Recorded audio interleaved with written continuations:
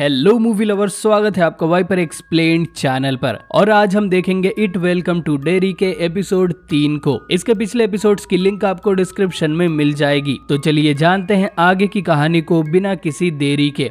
Episode की शुरुआत होती है 1908 में। हम एक मेला लगा हुआ देखते हैं जहां छोटा फ्रांसिस घूमने आया था। ये वही फ्रांसिस है जो बड़ा होके जनरल शो बनता है। यहाँ लोग अलग अलग तरह के करतब दिखा रहे थे। यहाँ वो एक लड़की क्लाउन को भी बैठे देखता है जिसने पेनीवाइज जैसा मेकअप कर रखा था। हो सकता है पेनीवाइज ने इसी का मेकअप कॉपी किया हो। फ्रांसिस एक हॉरर हाउस के अंदर जाता है जिसमें एक आदमी पियानो बजा रहा था। ये और कोई नहीं एंडी मुशेटी है जिन्होंने दोनों इट मूवीज बनाई थी और ये शो भी। खैर, यहाँ थोड़े अलग दिखने वाले लोगों को अट्रैक्शन की तरह दिखाया जा रहा था, जैसे एक लंबा सा आदमी और दो जुड़वा बहनें। फ्रांसिस एक अंधेरे हिस्से की तरफ जाता है जहाँ एक ओल्ड मैन उसे बुला रहा था, जिसकी शक्ल देखकर फ्रांसिस डर जाता है और मिरर हाउस से बाहर आ जाता है। बाहर वो अपने फादर से टकराता है जिसने उसके लिए गुलेल यानी स्लिंग शॉट खरीदी थी। वापस जाते हुए उनकी कार खराब हो जाती है, शायद उसका इंजन गर्म हो गया था। पास में ही कुछ नेटिव अमेरिकन बच्चे पानी बेच रहे थे। फ्रांसिस उनसे पानी खरीदने जाता है लेकिन उसके पास पैसे कम थे, तो वो लड़की रोज पैसों के बदले फ्रांसिस की गुलेल ले लेती है और फ्रांसिस अपने फादर के साथ यहाँ से चला जाता है। इसके बाद फ्रांसिस और रोज में दोस्ती हो जाती है और वो जंगल में बहुत खेलते हैं। एक दिन फ्रांसिस भागते हुए जंगल के अंदर चला जाता है जिसके लिए रोज उसे मना करती है, पर वो नहीं सुनता। जंगल में उसे एक ओल्ड मैन दिखाई देता है जो कि असल में इट था और फ्रांसिस को डराने आया था। ये ओल्ड मैन एक मॉन्स्टर की तरह उसका पीछा भी करता है। फ्रांसिस अब ठोकर खा के गिर जाता है और वो ओल्ड मैन उसके पास आ गया था, पर तभी उसकी आंख में एक पत्थर आके लगता है जो रोज ने उसी गुलेल से मारा था। रोज फ्रांसिस को लेके यहाँ से भागने लगती है। कहानी वापस 1962 में जाती है। हम जूनिपर हिल्स पागल खाने को देखते हैं जहाँ लिली को कुछ टाइम रखा गया था और उसकी मदर अब उसे लेने आई है। डॉक्टर कहता है कि अगर उसने फिर कोई पागलों वाली हरकत की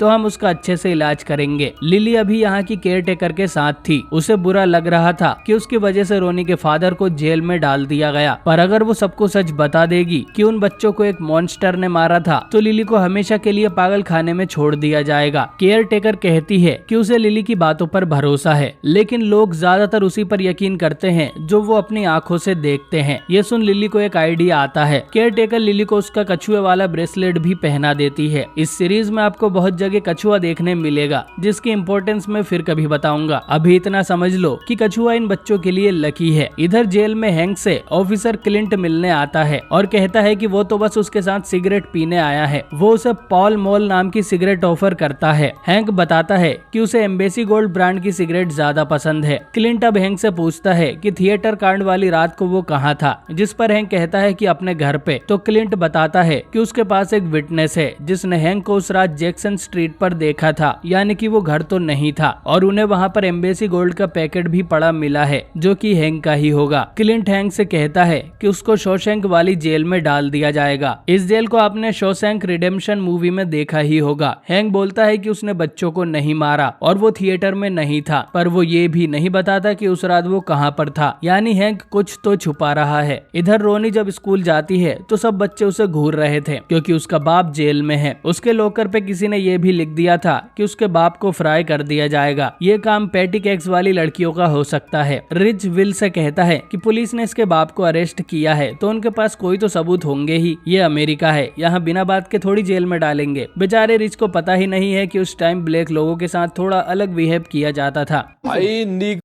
कोई यारी दोस्ती करनी बेकार है, गंदे है। लिली अब रोनी से मिलने आती है जिससे रोनी अब भी गुस्सा है। लिली बोलती है कि वो सबको सच बता देगी तो भी कोई उन पे यकीन नहीं करेगा जब तक वो खुद अपनी आंखों से नहीं देख लेते। उन्हें लोगों को सबूत दिखाना होगा कि ये सब एक मॉन्स्टर ने किया है, जिसके लिए वो अपने साथ एक कैमरा लाई है। वो उस मॉन्स्टर का फोटो खींचेंगे और सबको दिखा देंगे, जिससे साबित हो जाएगा कि लिली पागल नहीं है और रोनी का बाप कातिल नहीं है। रोनी बोलती है कि चलो मान लिया हमने इट की फोटो खींच ली तो हम फोटो निकलवाएंगे कहाँ से, और इन्हें खुद को फोटो डेवलप करना आता नहीं तो इन्हें किसी जीनियस की जरूरत लगेगी। खैर, इधर आर्मी को खुदाई में एक कार मिली थी जिसमें उन्हें ज्यादा कुछ नहीं मिलता। जनरल शो कहता है कि हम जिस खुफिया चीज को ढूंढ रहे हैं उसे ऑटोमोबाइल इन्वेंट होने से भी 300 साल पहले दफन किया गया था। ये कार 1935 की है जब ब्रैडली गैंग का मासकर हुआ था। ये कांड भी पेनीवाइज ने ही करवाया था। वो हर 27 साल में जागता है और हर बार कोई कोई कांड जरूर करता है और इनकी बातों से हमें पता लगता है कि आर्मी को भी पेनीवाइज के बारे में जानकारी है। अभी तक इन्होंने जितनी भी खुदाई की है उसमें इन्हें कुछ नहीं मिला। डिक हेलोरेन भी अपनी पावर से खुफिया चीज को नहीं ढूंढ पा रहा था। जनरल शो अब डिक को ऐसा सामान देगा जिससे इट का कनेक्शन हुआ था। डिक अपने ब्लैक दोस्तों के साथ टेंट में बैठा हुआ था जिसमें से पानी टपक रहा था। डिक को बताया जाता है कि वो हेनलोन और पॉली के साथ हेलीकॉप्टर में उड़ने वाला है ताकि ऊपर से डिक उस खुफिया चीज को ढूंढ सके और शो उसे वो खास सामान भी दे देता है। ये सामान असल में वही गुलेल थी जिससे रोज ने इट को मारा था। डिक इसे छूता है और हेनलोन को बताने लगता है कि उन्हें हेलीकॉप्टर किस तरफ ले जाना है। हम वापस फ्लैशबैक देखते हैं। उस दिन रोज और फ्रांसिस जंगल से बाहर आ गए थे और रोज कहती है कि वो मॉन्स्टर हमारा पीछा जंगल के बाहर नहीं करेगा। फ्रांसिस पूछता है कि ऐसा क्यों है तो रोज बताती है कि ये एक राज की बात है तो किसी को मत बताना। अब ये बात क्या थी ये हमें सुनने नहीं मिलता। हम देखते हैं कि रोज अभी के टाइम एक एंटीक शॉप चलाती है। हम नेटिव अमेरिकन की एक मीटिंग देखते हैं जो बात कर रहे थे कि आर्मी वालों ने उनकी पवित्र जमीन पर खुदाई मचा रखी है। तभी तानियाल यहाँ आके रोज को बताता है कि जो कार मिलिट्री वालों को मिली थी वो ब्रेडली की है। 1935 वाला कांड, यानी इन्हें भी पेनीवाइज के बारे में पता है और रोज तानियाल की आंटी है। रोज तानियाल से कहती है कि आर्मी वालों को उनका काम करने दो, हमें भी तो पता चले कि वो क्या खोज रहे हैं। इधर डिक हेलोरेन को कुछ हो जाता है। वो अपने सामने पेनीवाइज सर्कस का तंबू देखता है जिसका दरवाजा अपने आप ही खुलता है और उसके अंदर डिक को पेनीवाइज की आंखें भी नजर आती है। जिसके बाद उसे कुछ और भी विजन आते हैं और फिर वो अपने सामने एक लाशों का बड़ा सा ढेर देखता है जिसमें उसे अपनी ग्रैंडमा भी नजर आ रही थी जो उसे बोलती है कि वो आ रहा है, यहाँ से भाग जाओ। डिक अब यहाँ से भागने की कोशिश करता है लेकिन असल में वो हेलीकॉप्टर से नीचे कूदने वाला था, लेकिन हेनलोन उसे आके पकड़ लेता है जिससे डिक वापस होश में आ जाता है। जनरल शो अब डिक से मिलने आता है और पूछता है कि तुमने उसे देखा क्या। डिक कहता है कि मैंने नहीं बल्कि उसने मुझे देख लिया, जो कि नहीं होना चाहिए था। अगर हम ये करते रहे तो कुछ बुरा जरूर होगा, हमें उस चीज को अकेला छोड़ देना चाहिए। जनरल कहता है कि तुमने अच्छा काम किया, अगर किसी चीज की जरूरत हो तो बता देना। और डिक बोलता है कि उसे और उसके साथियों को बैठने के लिए एक अलग जगह चाहिए। इधर रिच और बिल बहुत इंपॉर्टेंट साइंस वाली बातें कर रहे थे और ये भी कि स्कूल में सबसे अच्छे टाटास किसके हैं। तभी लिली और रोनी इनसे मिलने आती है और पूछती है कि विल को फोटो डेवलप करना आता है या नहीं और वो इन्हें सब कुछ बता देती है। इधर जनरल शो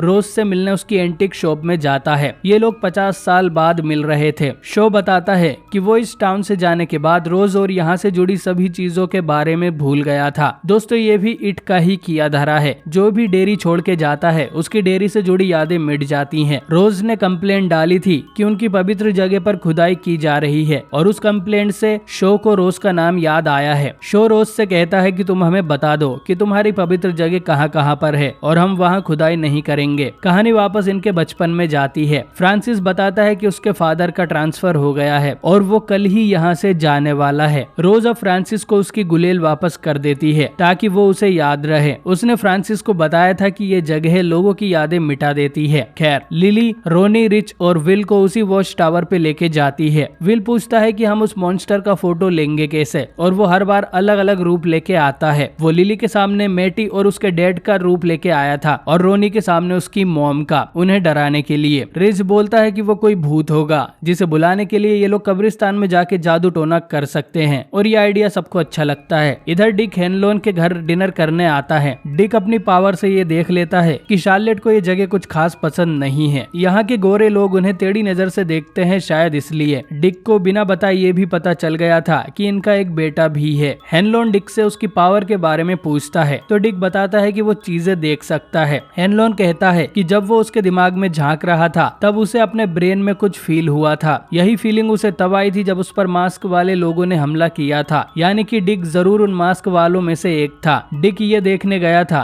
कि हेनलोन को सच में डर लगता है या नहीं और अब वो उसके दिमाग में कभी नहीं झांकेगा। इधर चारों बच्चे कब्रिस्तान में जाके भूत को बुलाने लगते हैं पर उनसे कुछ नहीं होता क्योंकि रिच ने झूठ बोला था। ये चारों अब यहाँ से जाने की कोशिश करते हैं तो कब्रिस्तान फटने लगता है जिससे ये सब अलग अलग हो जाते हैं। रिच को टियो का भूत दिखाई देता है, लिली को मेटी का जिसका वो फोटो खींच लेती है। विल के पीछे भी सूजी का भूत लग जाता है। काफी देर भागम भाग के बाद चारों जिंदा बच जाते हैं। ये फिर अपने स्कूल में घुसकर उन फोटोज को डेवलप करने लगते हैं और इन्होंने सच में उन भूतों के फोटो ले लिए थे। एक फोटो में इन्हें क्लाउन जैसा कुछ दिखाई देता है और ये एपिसोड यहीं पर एंड हो जाता है। तो दोस्तों ये एपिसोड काफी बढ़िया था। कुछ लोगों की कंफ्यूजन दूर कर देता हूँ कि इट जो है वो एक कॉस्मिक एंटिटी है जो अपना रूप बदल सकता है और वो लोगों के डर से अपना पेट भरता है। इट के कई रूपों में से पेनीवाइज भी एक रूप है जो हमें आखिर के एपिसोड में देखने मिलेगा। अब इन फोटोज का ये बच्चे क्या करेंगे जानेंगे अगले एपिसोड में। वीडियो पसंद आई हो तो इसे लाइक करें और कमेंट में एक बलून की इमोजी जरूर डालें।